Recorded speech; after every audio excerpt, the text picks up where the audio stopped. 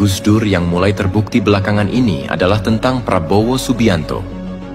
Dalam sebuah wawancara yang diadakan di salah satu stasiun televisi, Gus Dur pernah menyebut bahwa Prabowo akan menjadi presiden di usia tuanya. Selain itu, Gus Dur juga mengatakan bahwa Prabowo adalah sosok yang paling ikhlas berjuang untuk rakyat Indonesia, meskipun perjuangan tersebut tidak selalu dihargai atau dipahami oleh semua orang. Bagi sebagian orang, ramalan ini cukup mengejutkan, mengingat Prabowo pada masa itu adalah seorang mantan jenderal yang penuh kontroversi dan seringkali dianggap terlalu keras dalam pandangannya. Namun, Gus Dur melihat sesuatu yang berbeda dalam diri Prabowo. Beliau melihat ketulusan dan niat baik yang mungkin tersembunyi di balik sikap tegas dan militernya. Dan di tahun 2024, Prabowo akhirnya terpilih sebagai Presiden Indonesia. Bagi banyak pendukung Gus Dur, ini adalah bukti lain bahwa ramalan beliau selalu akurat dan memiliki makna yang dalam. Namun Gus Dur juga meramalkan bahwa setelah menjadi presiden, Prabowo akan menghadapi banyak musuh.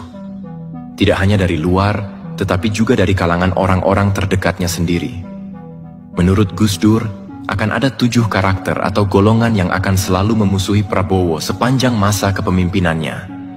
Ini adalah bagian yang menarik karena Gus Dur memberikan gambaran yang sangat jelas tentang siapa saja musuh-musuh ini dan bagaimana mereka akan beroperasi.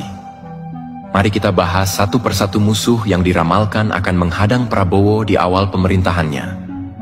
Menurut Gus Dur, musuh-musuh ini bukanlah tokoh-tokoh sembarangan. Mereka memiliki kekuatan dan pengaruh yang besar, baik dari dalam maupun luar negeri. 1. Musuh pertama, orang-orang terdekatnya sendiri.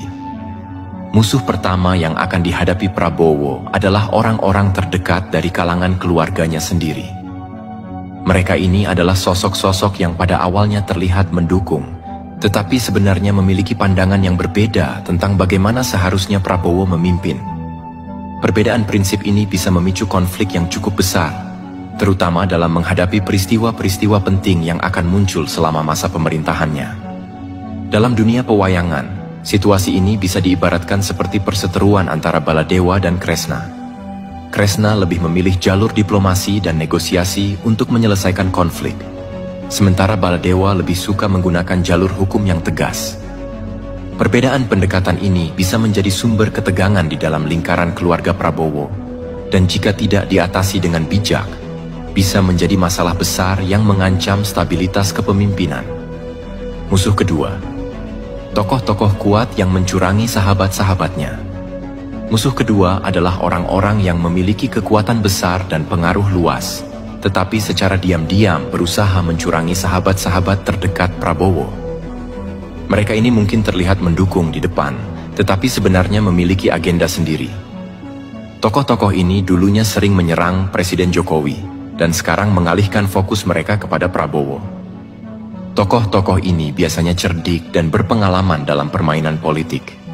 Mereka tahu bagaimana memanfaatkan situasi untuk keuntungan pribadi, bahkan jika itu berarti mengorbankan sahabat atau kolega yang selama ini mendukung mereka.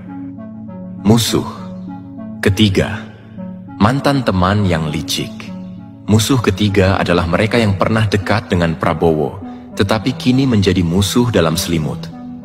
Orang-orang ini licik dan sering menggunakan cara-cara adu domba demi mencapai tujuan mereka.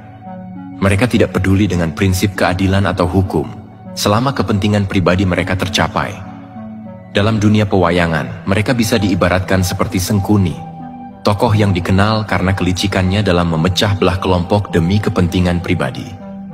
Musuh keempat, penyebar kebohongan dan fitnah. Musuh keempat adalah golongan yang menyebarkan hoaks dan fitnah. Mereka tidak menyerang Prabowo secara langsung, tetapi menggunakan kebohongan untuk menciptakan kekacauan yang bisa merusak stabilitas pemerintahan. Golongan ini bisa sangat berbahaya karena mereka bekerja di balik layar, menggunakan media dan opini publik untuk memperkeruh situasi. Musuh kelima, pejabat korup. Musuh kelima adalah pejabat-pejabat atau bawahan yang korup. Mereka ini bukanlah musuh yang terbuka, melainkan musuh dalam selimut yang hanya mencari aman. Mereka sebenarnya tidak mendukung kepemimpinan Prabowo dengan tulus, tetapi justru mencari cara untuk memanfaatkan posisi mereka demi keuntungan pribadi. Dalam pemerintahan, sosok-sosok ini seringkali berada di posisi strategis dan sangat berpengaruh, sehingga perilaku mereka yang tidak jujur dan korup bisa menjadi ancaman serius bagi kestabilan pemerintahan Prabowo. Pejabat korup ini akan menjadi musuh yang sulit dihadapi karena mereka beroperasi di bawah radar, menutupi tindak tanduk mereka dengan berbagai cara agar tidak terdeteksi. Bahkan, ada kemungkinan bahwa mereka akan berusaha mendekati Prabowo dan berpura-pura mendukungnya, namun di balik layar mereka merugikan negara dan masyarakat. Prabowo harus sangat waspada terhadap tipe musuh seperti ini, karena mereka bisa mengganggu jalannya pemerintahan dengan cara yang sulit terlihat. Musuh keenam.